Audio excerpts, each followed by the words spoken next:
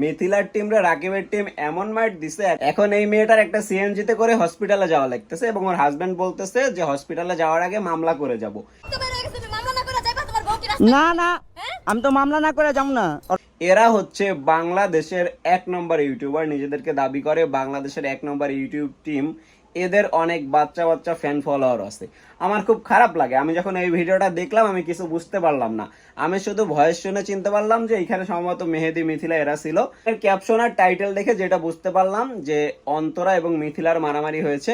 অর্থাৎ এইখানে ইয়াসিনের বউ যে আছে মিথিলা এবং রাকিবের বউ অন্তরা, এনাদের দুইজনের মধ্যে অনেকদিন ধরে টিকটকে বাকবিতণ্ডা চলতেছিল। ফেসবুক ভিডিওতে, ইউটিউব ভিডিওতে দেখতাম এ ওরে গালাগালি করতেছে, এ ওরে গালাগালি করতেছে, মানে টোটালি পরিবেশ নষ্টকারী এদের এই সমস্ত কার্যক্রম ছিল। এরা নিজেদেরকে 1 নম্বর 2 নম্বর দাবি করতেই পারে, বাট এদের যে ক্লাস এটা এখানেই দেখা গেল ভাই। সাবস্ক্রাইবার দিয়ে কিছু হয় না, ক্লাস পার্মানেন্ট। ঠিক আছে, দুইটা মেয়ে রাস্তায় মারামারি করতেছে, একই ফ্যামিলির, একই সাথে তারা কাজ করতো, কোন পর্যায়ে গিয়েছে রাস্তায় একজন আরেকজনকে ধাক্কা মেরে ফেলে দিয়েছে। এখানে ভিডিওতে দেখা যায়নি যে অন্তরা ধাক্কা মেরেছে বা কে ধাক্কা মেরেছে, কিন্তু ইয়াসিনের বউ মিথিলা যে পড়ে গিয়েছে এইটা দেখা গিয়েছে। এবং সময় টিভি যেহেতু নিউজ করেছে ক্যাপশনে মিথিলা এবং অন্তরার মারামারি, দ্যাটস ওয়াই ধাক্কাটা অন্তরাই মেরেছে ওদের নিউজ অনুযায়ী। তো আমার খুব খারাপ লাগলো যে একটা ইউটিউব টিম হোক ছাপরি, কিছু মানুষ তো ওদেরকে দেখে, কিছু মানুষ তো ওদেরকে ফলো করে, তারা রাস্তাঘাটে মারামারি করতেছে। এইবার ওদের বাচ্চা বাচ্চা ফ্যান ফলোয়ার যারা 1 থেকে ক্লাস 5-এ পড়ে, ওরা কি শিখবে? ওরা কি রাস্তাঘাটে মারামারি করবে? অবশ্যই মামলা হওয়া উচিত। এবং পুলিশের ভাই ভূমিকা আমার কাছে অস্থির লাগছে। এইখানে পুলিশের ভূমিকা ছিল কি? পুলিশ কিচ্ছু করেনি, নীরবে দাঁড়িয়েছিল। ওরাও ভাই বিরক্ত, ওদের নিউজ ভিডিও তো যায় এই সমস্ত ভিডিও নাকি। আবার অনেকেই কমেন্ট করতেছে যাদের ব্রেন নাই তাদের ব্রেন ক্যান্সার হওয়ার চান্সও নাই। তো খুবই মজাদার লাগতেছে এর কমেন্টগুলো, আপনারা পড়বেন, আমি লিঙ্কটা দিয়ে দিব। মানুষজন যে এদের প্রতি কি পরিমাণ ত্যক্ত বিরক্ত, কমেন্ট দেখলে আপনারা বুঝতে পারবেন।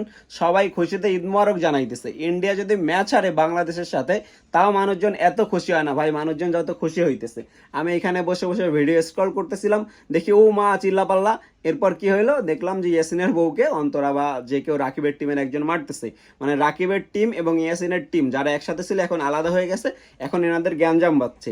অনলাইনে বিষয়টা সমাধান হয়নি ভাই। রাকিব যদি বউ পাগল হইতো, মামা আমাকে ফোন দিছে, দেখেন আপনারাই দেখেন। সরাসরি এখন এই ওরে মারতেছে, নিচে ফালাই দিচ্ছে, রক্তারক্ত হয়ে গেছে, একজনকে হসপিটালে নিয়ে যাওয়া লাগতেছে। এটা কি ছিল রে? বোঝেন বিষয়টা কত দূর চলে গিয়েছে এদের। ভাই আমি এখনই কি বলবো, আমি ডাউনফল কামনা করি। মানুষের উচিত আনসাবস্ক্রাইব করে দেওয়া, এদের উপরে ব্যবস্থা নেওয়া যারা আছে সাইবার নিয়ে কাজ টাজ করে। মানে খুবই খারাপ লাগতেছে, এটা কি স্প্রেড করতেছে, কি সরাইতেছে সমাজের মাঝখানে আমি জানি না। লিডিং একজন ব্লগার হয়ে এই সমস্ত কাজ মোটেই শোভা পায় না।